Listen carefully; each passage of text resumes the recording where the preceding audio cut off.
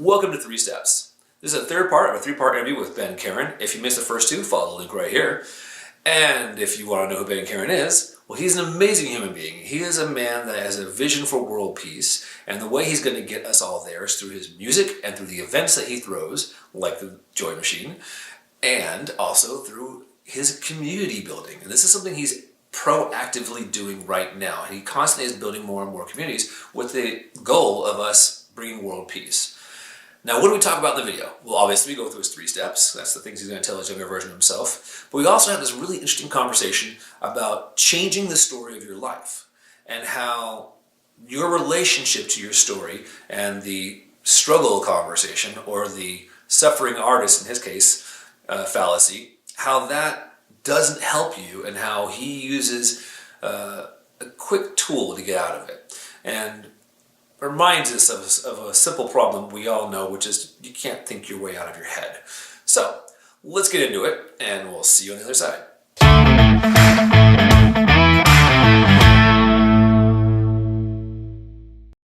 So if you were to give a younger version of yourself, like advice, like 3 things, something they could do to thrive on this planet, or to steps they could take to not have that fear place happen for them, or steps they could take to become a better man on the planet, what would you tell them? Well, first I would say be kinder to yourself. I spent a lot of my life like self-brutalizing. I think that it is common. There's this sort of cultural messaging that goes out, especially because we live in a sort of consumer capitalist society where you're not enough, you're not doing enough, you're not being enough, right? Because they need to, capitalism, it thrives off of selling something. So you have to not have something, and they have to give you that thing. And so the messaging is always, do you want to wait for the plane, or? We can wait a moment. Okay. Yes, hooray, LA, I love you. I love you, Hollywood. I love you so much, and I love all your ghetto birds, but we're not in the ghetto. Why do you do this to me? Because the cops like to fly by. Bye. Thanks for playing. So you were saying?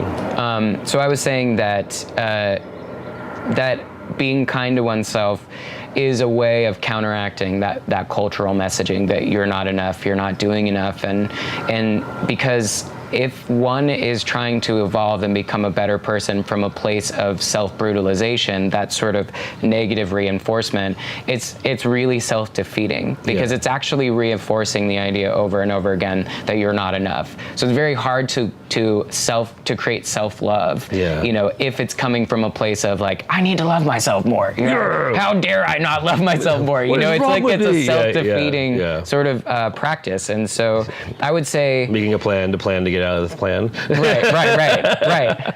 Yeah. Beat yourself because of plan. Think about getting out of your head. Like I got to think my way out of my head. Well, that's not going to work. So I think that would be my first thing, because everything else has to come from that place of like that self-love, kindness for oneself. Otherwise, you're chasing your own tail. You're cannibalizing yourself. Totally. From there, I would say create a practice. Like I said before, I think that that humans need methodology. They need a practice in which to build on, a foundation in which to build on. So I always was a seeker of wisdom my whole life. I was always interested in different spiritual beliefs and philosophies and ways of becoming a better human. But it wasn't until really I studied yoga that I actually was taught the idea of creating an actual like practice or a methodology. So I think that that's really important. And I would say just look for the joy, ease, and lightness more. I think that there is just a common idea that in order for something to be accomplished, that it has to be effortful, or that it has to be a struggle, and I think for myself, over the years, I've really fallen in love with the story of the struggle, because it makes me feel like I'm doing or accomplishing something. And I think in some ways, then the struggle ends up being invented in order to give the thing that I'm doing more purpose or meaning or gravity. And I think as I'm starting to understand as I get older, like struggle is definitely a part of the human experience, but it's not necessarily necessary to get the information or to have the transformative experience. Yeah. One can transform in joy, one can transform in lightness, one can transform easily, and it doesn't need to be such a painful sort of like morose, self-deprecating, struggling kind of thing. Yeah. Then I think that's really common, especially for artists, because there's this sort of like perception of like the tortured artist, and Right. that great art is made from like great suffering. Yeah. And so artists tend to like self-suffer, to self-create suffering in order to make great art. Right. And I just think that that's, as I get older, I'm realizing what a fallacy that is. Right? Yeah. It's like, you can still enjoy and appreciate the thing, even if you didn't have to go through the big stupid hurdle of all the complaints and all the things and all the, oh my God, the uphill battle. It could have just been as easy as like, here's my money, take it.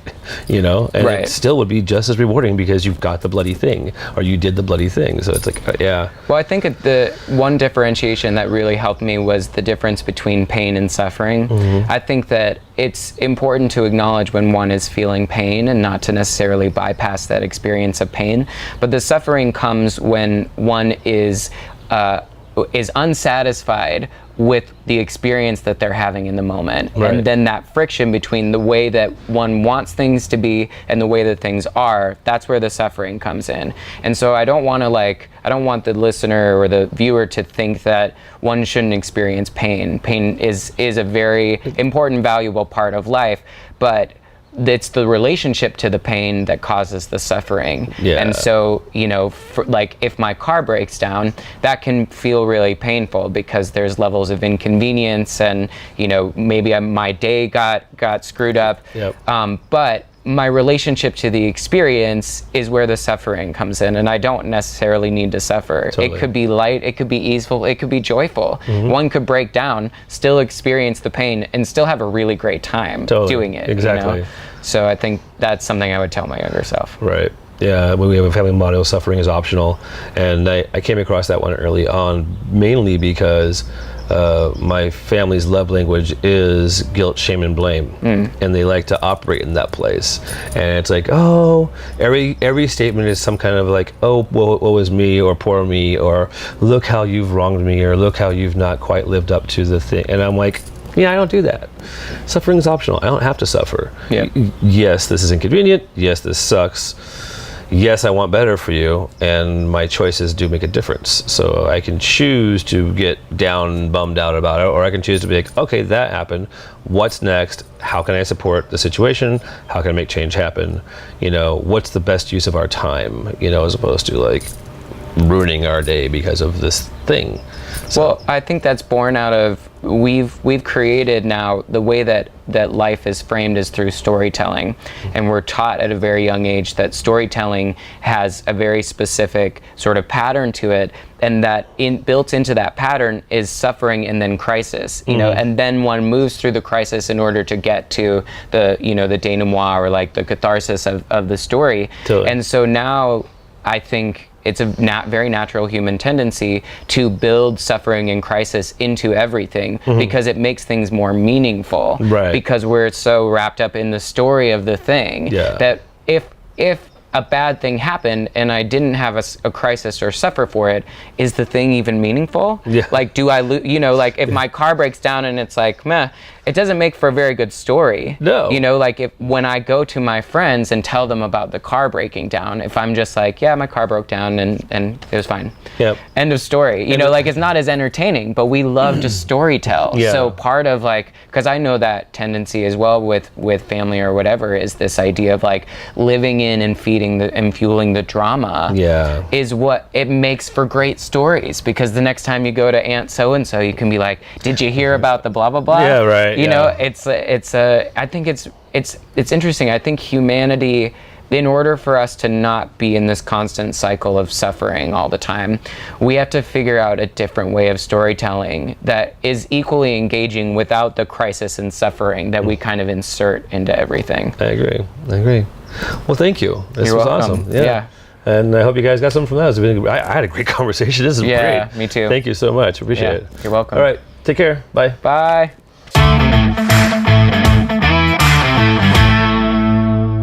Thanks for watching. hit that like button. Help us reach 100 subscriber members. And by all means, hit the bell for the reminders. Leave a comment down below. I'd love to engage with you. And if you want to discuss more about the videos that you just watched, join us on Facebook in the Conclave. And that's happening this Sunday at 7. All right, I'll see you next week.